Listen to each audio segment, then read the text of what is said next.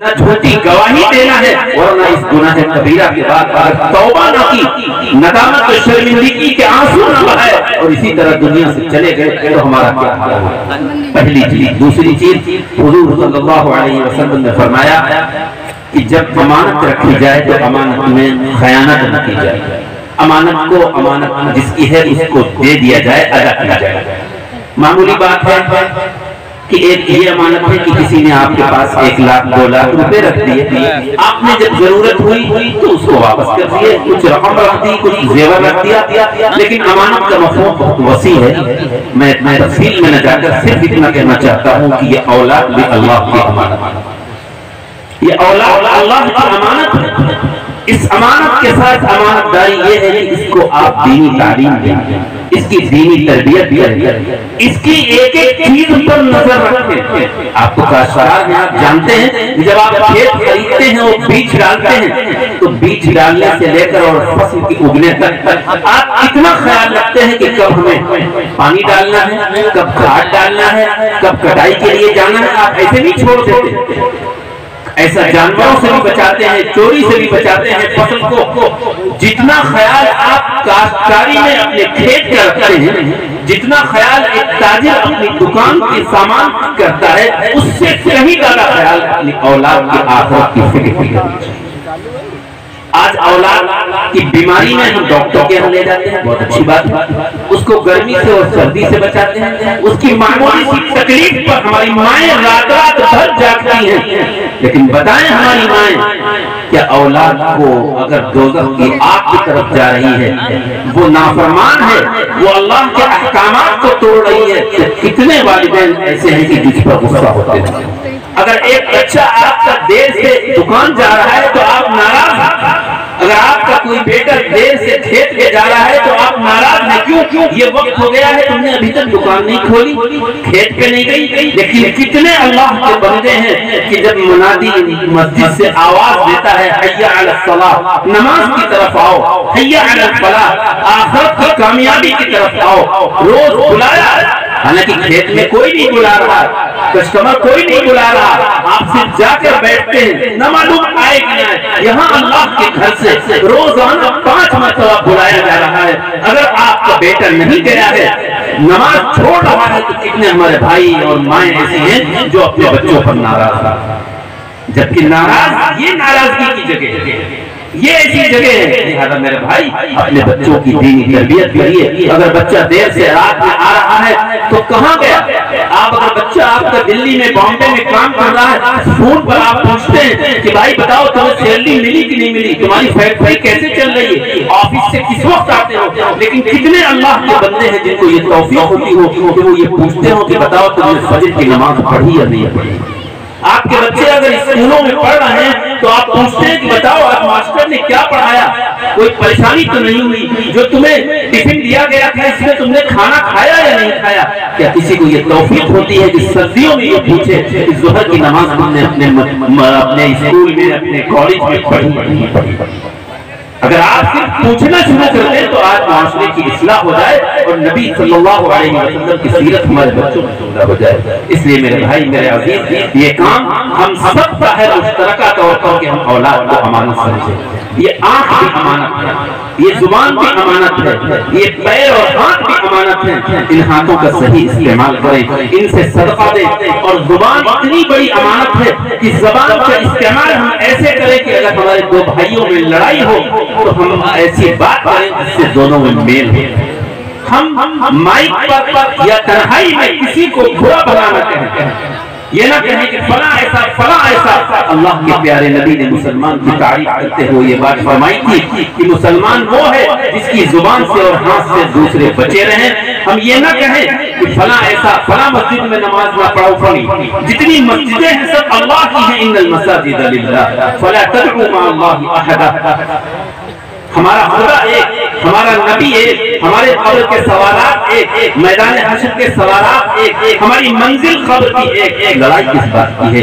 اس لیے یہ طے کر کے اٹھیں کہ ہم سب بھائی بھائی ہیں، انما المؤمنون اخوہ، تمام مسلمان آپس میں بھائی بھائی ہیں۔ کوئی کہیں کبھی پڑھا ہوا ہو، کوئی دارالعلوم دیوبند کا پڑھا ہوا ہو، کوئی بریلی کا پڑھا ہوا ہو، کوئی بنارس کا پڑھا ہوا ہو، ہم سب اللہ کے بندے ہیں، پیارے نبی کے امتی ہیں۔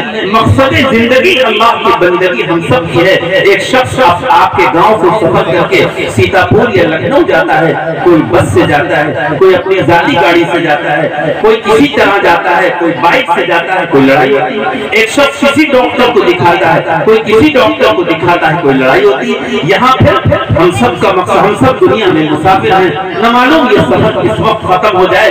ہماری منزل قبر ہے، ہمیں وہاں جانا ہے۔ یہاں تو 70 80 سال 100 سال رہیں، اس لیے سیرت النبی کے جلسے سے یہ پیغام لے کر اٹھیے کہ یہ دعائیں اللہ نے جو دی ہیں ہم کو، اس کے ساتھ امانت داری یہ ہے کہ ہم کسی کو برا مت کہیں، کسی کے سلسلے میں غلط مت سوچیں۔ اس دماغ کی امانت یہ ہے کہ ہم سب سے سلسلے میں اچھا سوچیں، سب سے محبت کریں، مصافحہ کریں، دل میں کدورتوں کو اور بغض اور حسد کو مٹا کر ختم کر دیں، سب سے ملیں، مصافحہ کریں۔ سب اللہ کے گھر ہیں، ہم سب مسافر ہیں۔ جس طرح مسافر آپس میں نہیں لڑا کرتے، تو یہ جو مسافر ہیں، ہم سب دینی بھائی مسافر ہیں، ہم کیوں آپس میں لڑیں؟ یہ پیغام لے کر یہاں سے اٹھیے گا تو انشاءاللہ سارے مسائل حل ہو جائیں گے۔ چونکہ اللہ کے پیارے نبی نے فرمایا کہ مسلمان کو مسلمان اس طرح رہنا چاہیے جس طرح عمارت کی ایک اینٹ ہے دوسری اینٹ سے ملتی ہے، پھر اس پر اینٹ رکھی جاتی ہے۔ کل بنیان یشد بعضها من بعض، جس طرح ایک عمارت دوسری عمارت کو جوڑے ہوئے ہیں، اس طرح مسلمانوں کو زندگی گزارنی چاہیے تھی۔ اور آپ نے ایک موقع پر یہ بھی ارشاد فرمایا، جب آپ تقریر فرما رہے تھے کہ ایک شخص مسجد میں داخل ہوتا ہے کہ کسی کو جنتی دیکھنا ہو تو دیکھ لو۔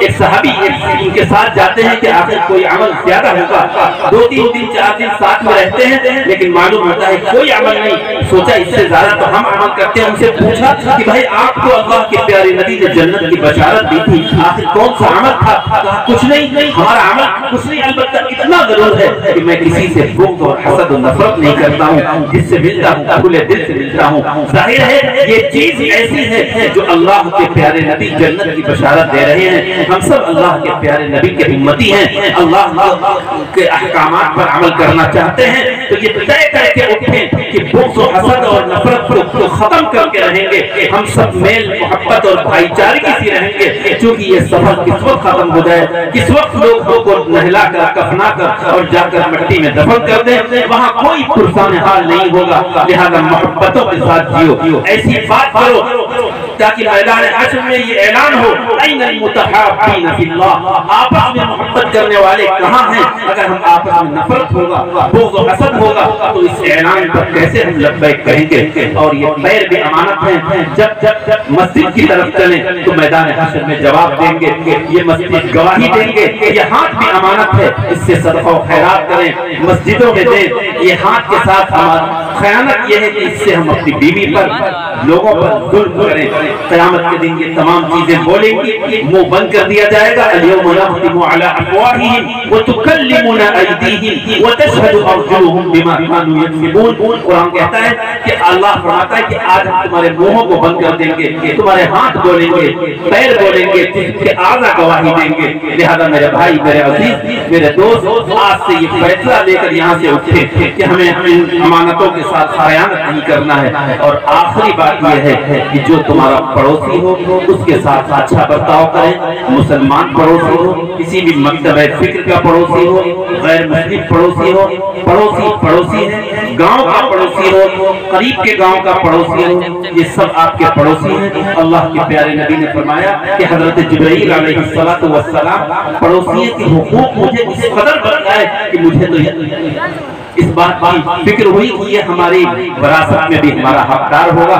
اس لیے میرے بھائی، آپ کے گاؤں کے پڑوس میں رہنے والا چاہے رشتہ دار ہو، غیر رشتہ دار ہو، مسلمان ہو، غیر مسلم ہو، سب کے ساتھ اچھا برتاؤ کریے، ان کی خوشیوں میں شریک ہوئیے، ان کو اگر کوئی اچھی چیز ہے تو مبارکباد دیجیے، ضرورت ہے تو ان کی ضرورت کو پورا کریے، وہ مصیبت میں مبتلا ہے تو ان کی مصیبتوں کو دور کریے۔ اگر یہ تین کام ہم کریں گے تو یہ سمجھا جائے گا کہ ہمیں اللہ سے بھی محبت ہے، اللہ کے پیارے نبی سے محبت ہے۔ بس انہی چند معروضات کے بعد اپنی بات ختم کرتا ہوں۔ وآخر دعوانا ان الحمد للہ رب العالمین۔